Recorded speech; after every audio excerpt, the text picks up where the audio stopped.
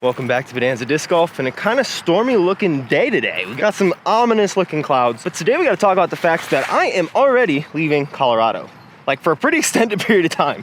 And no, it's not because everyone says, oh, the courses are so bad and whatnot. It's honestly a lot because of tournaments, because my wife is on a trip, because I want to collab with some people. But we'll get to all that today while we do a front nine practice round for a tournament that I have coming up this weekend. It's at 2 different courses, 2 days, 3 rounds. This course, West Fork, we're gonna play 1 round at. Then 2 rounds at another course, which I'll also have a practice round for probably the first day of the tournament before coverage comes out. But I also want to let you guys know about shirts and hats that you guys are able to pick up my first run of official merch. Still have some discs left, and I figured to give everyone a discount for picking up some first merch.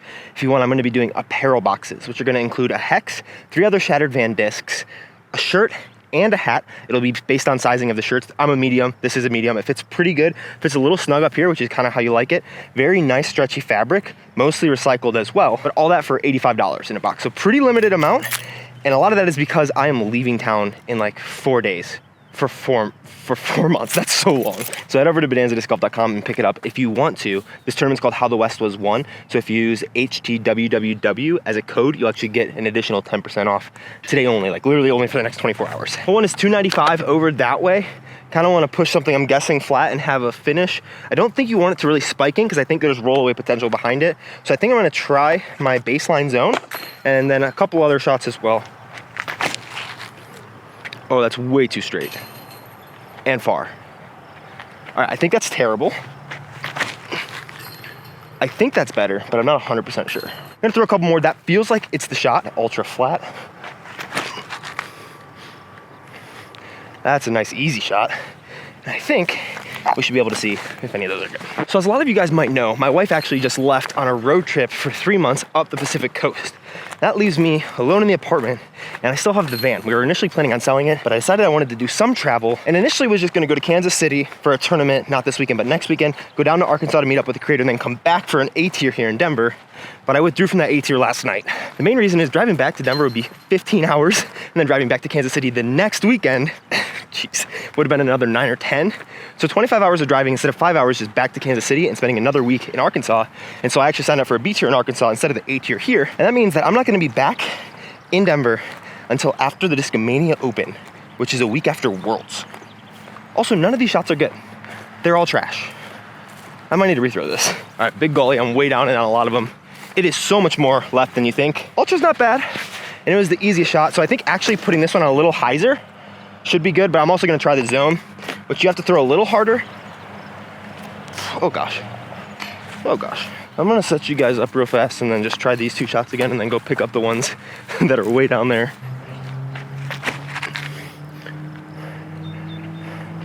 I don't even think I got left enough.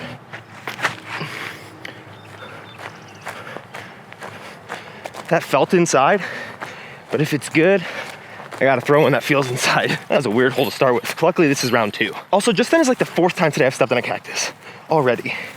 That hurts. Why are there cacti here? Stop it. All right, just looks like a little more hyzer will work because there's the zone, there's the ultra. I think I'm definitely feeling ultra with it. I think zone on a little more hyzer, there's just so much less rollaway potential. But then again, this didn't roll away all the time, so. Real quick, I first want to talk about the course situation here in Denver. When I got here, I heard it said, actually by the TD of this tournament, that the community in Denver is second to none, but the courses are second to most.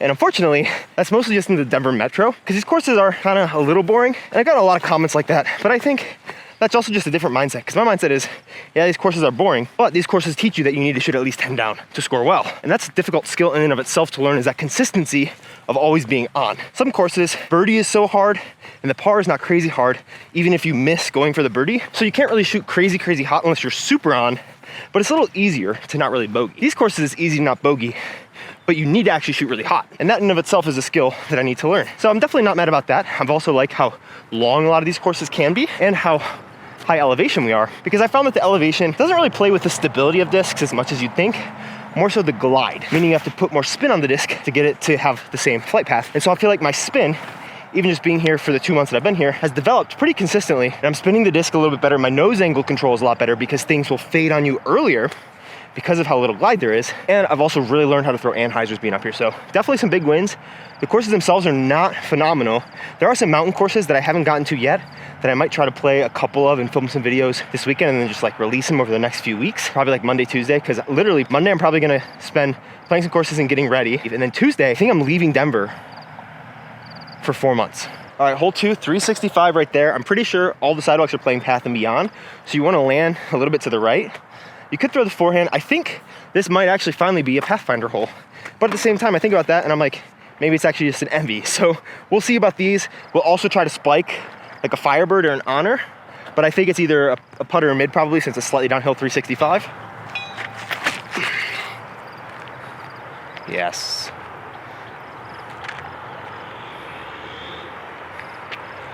Yeah, really good. I'll try a putter real fast. I didn't have to throw that 100% power. I think honestly it might be a pure.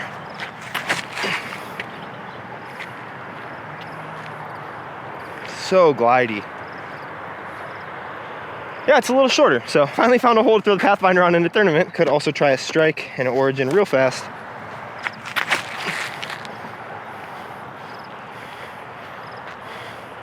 Man, that color glow strike is such a good disc. Go in. Oh! Oh, dang it. I love that disc so much. And then just try origin.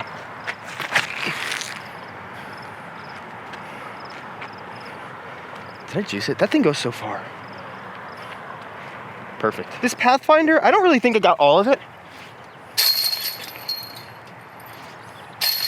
Solid shot, 20 feet short. This origin, I think if it switches to a tail, it's definitely an origin. Either way though, just like a pure hyzer with the strike like I threw, I think would be good. I just like how much these mids like to sit down a little bit more than a fairway, but 7 speed is close enough. That's why I love that 7502 category. It's like my favorite disc ever. Let's talk schedule real quick. This tournament is gonna be Saturday, Sunday this week. I'm filming and posting this the same day, so all this stuff makes sense based on the timeline of posting. And then, like I said, Tuesday probably, I'm driving to Kansas City. Now I need to get a few days of play-in at sea level without going to the courses that I'm gonna be playing, so that I don't freak out when I get there and then I don't trust them. That way my practice is actually fruitful instead of scary. So I'm probably gonna play like Eric McCabe's new course, Black Hoof, that they designed, maybe another one or two, maybe one on my way into Kansas City because it's like a 9-10 hour drive and I'd love to split that into like a couple 5-hour drives and play like a random course on the way. But after I'm in Kansas City, I have a 4-round, 2-day tournament. It's gonna be absolutely insane. Probably gonna meet up with Apollo Disc Golf a little bit, and then a couple days after that, head down to Arkansas. In Arkansas, I'm gonna meet up with Nate Turner. There's gonna be some really cool collab series stuff that I do. You'll have to keep your eye out for that with all these people, starting with Nate, and then with someone in Minneapolis, and then with someone in Kansas City who I definitely didn't already name. Gonna be in Arkansas, just collabing for about a week. There's like a triples tournament that if anyone is in Russellville, Arkansas, or Persimmon Ridge, and they need a third for a triples tournament on June 3rd, DM me, first couple people to DM me. I think we can make that happen because Nate's already got other people to play, so we need to beat him, obviously. And then the week after, there's a B tier, Arkansas States, that I'm gonna play at, which I signed up for. And then after that, head back up to Kansas City because that weekend, I'm either gonna be in Emporia playing at DDO because I'm 15th on the wait list. It'd be so cool to get into an elite event. I'm gonna get my ass whooped, but such good learning experience. And if not, I have another tournament in Kansas City that I'm already signed up for. But the tournament this next weekend in Kansas City is actually a qualifier for Des Moines. So if I get top 2 somehow, I think there's like 70 MPO players, so it's a lot of people.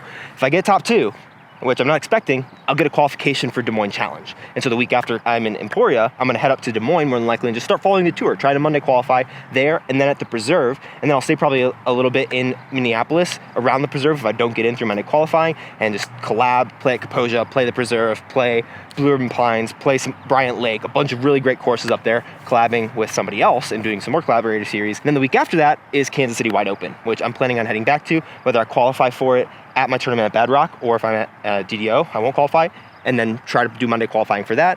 And then the European swing happens, and I don't know my schedule yet. So if there are any great tournaments within about 5 hours from Kansas City around that time, please let me know, and I will try to get to them and play them. And then I'll be in Ohio in August for my sister's wedding, try and hit up some more silver events, and we'll see kind of what happens. Hole number 3 here, 397 feet downhill, probably a strike, but we'll definitely see, just straight ahead. I kind of just want to take a hyzer with my Echo Destroyer, which I'm gonna try first.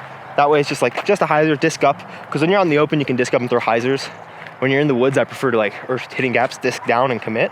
So we're gonna try this Destroyer, and then we're gonna try some strikes.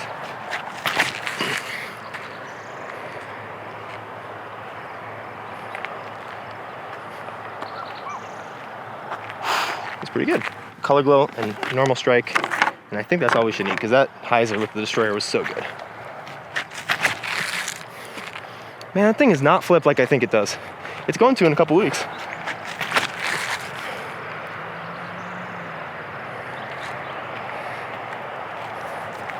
A little left, but that's down there. So one other thing that I'm gonna need as well for these tournaments, and you can check my PDGA to see what I signed up for, is caddy / camera peep. Literally all that means is you follow behind me with my iPhone and you just press record and then you just hold a still shot. I will probably have like a little video you can watch or just chat with me about it if you want. So if you're gonna be close to these tournaments, and I would prefer if people were able to commit for both days or all 3 days of a tournament. Everyone who's offered, I've offered to like give them stuff. They're like, oh, we'll do it for whatever, which I feel a little weird about personally because I like paying people, but just not right now in my budget. So if that deters people, I completely understand that. I don't want you to feel like I'm just taking from you, but hopefully I can give you stuff of value. And if you have any ideas of what that can be, please let me know. But yeah, I parked it with the destroyer. So that's definitely my play. Here's the strike right over here, about 30 feet. This is a destroyer, my blue one. I pulled it out of a pond, I'm so happy. I juiced a Faro just on a flip up hyzer, like 40 long. And this heat, I mean, this destroyer seems like it's the play. Just put it on slight hyzer because it will flip up, but it will hold the hyzer. Whereas the blue one, it depends. If it's a headwind, blue one. If it's any other wind but a headwind, that purple one. All right, hole 4 here looks like it's relatively similar, just straight ahead about 380, but uphill rather than downhill. So this honestly probably plays a little farther than that last hole plays. Thing too, there's gonna be like an OB bisecting these holes right here. So definitely wanna make sure you don't go into the road, but I'm not even gonna worry about the OB because it's not something that should come into play, but it is 100% gonna get in my head during tournament time, which is a little annoying and embarrassing. So yeah, we're just gonna take this destroyer again. Might try a heat as well. Slight headwind now. Oh gosh, that's terrible. All right, maybe try more stable destroyer, flat. Yeah, that's way better. Skip. Ooh, this one plays a little long. We're gonna try this destroyer again. Just trust it at the basket. Give it the right height. The headwind makes this tougher. I think this hole's playing like 430, which is right around the edge of my distance. Maybe a little closer to that, but yes.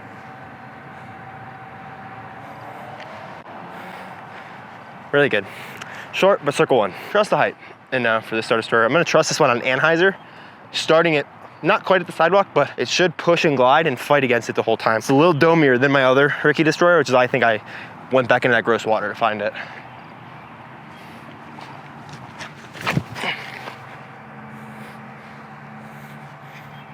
Okay, not quite nose down enough, but that is the distance, which should be a makeable putt. And I'm pretty sure both of my Annies, my Calvin destroyer, as well as my Ricky destroyer, are past the basket. Right in line. So I think I get that Ricky destroyer a little more nose down, or just throw it on the right, like width, left to right. That will ride up the hill really nice. All right, so still super rainy, unfortunately, but I gotta get a practice round in here. Hopefully everything doesn't get a little too watery. Luckily I got like a nice little thing on the camera. Got 5 more holes in the front nine, and then I gotta shoot another video for tomorrow, and that one's got a sponsor on it, so gotta get that done. Hopefully we don't slip and slide too much, and hopefully we get some useful practice. I waited like an hour, but it looks like it's supposed to be like this level of rain for like 4 more hours. Rain rounds are fun. Hopefully it'll look good enough to film, and hopefully we don't put any discs close to the water because it started rushing. All right, hole 5 here. Oh geez. We might just have a nice little water filter for the whole rest of the round. This is a little psycho, but I want to at least get these 9 holes in. This one's 450 over this hill and back to the left. I think it's a Faro shot. I gotta trust that thing has some stability to it. I'm gonna try the Faro and my destroyer. It might be completely unusable, but it's kind of fun. So we're staying out here and doing these.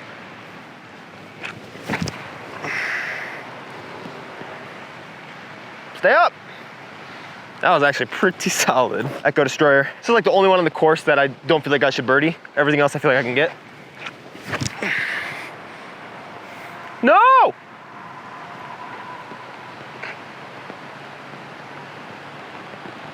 I hope I did not just lose that disc. There's got to be some sort of like left to right or something. What the heck? Yeah, left to right for sure. All right, let's see where those went, and I have to find that Echo Star Destroyer, and then we gotta go. Buy the hats and shirts, please. Here's that second destroyer I threw. I mean, I'm definitely not ripping full power, so I kind of feel like I can actually get to this basket. Just a quick up shot. A little long. Inside the circle. Can't believe I thought I was about to play another 14 holes in this. Finish out the Faro real fast. even trasher. Ah! Now we go look for that destroyer. I have to find that disc. And then I go home and edit this video. Sorry it's only 5 holes. Hope you enjoyed it. Hopefully you got to see why I'm leaving, and be pretty cool if you guys have, like, if anyone has channels and they're in that route and they want to collab. I can't promise anything because time frame is pretty tight, like getting around in, or like if you wanted to come collab and like play a practice round with me as a collab or something like that. I love to make as much of that work as possible. If you want to check out the last tournament series videos, check it out right down there. Otherwise, come back tomorrow, subscribe, because we'll probably end up playing from hole 5 on, honestly, again. And I'm reviewing one of my favorite discs right now. And see you guys in that video. Subscribe for that. Okay, love you guys, bye. I'm like 99% sure it's gone forever. I'm gonna go take a look at this footage and see if I can see kind of where it went down. I'm about to spend the next hour looking for that disc because I need that disc. God, that sucks.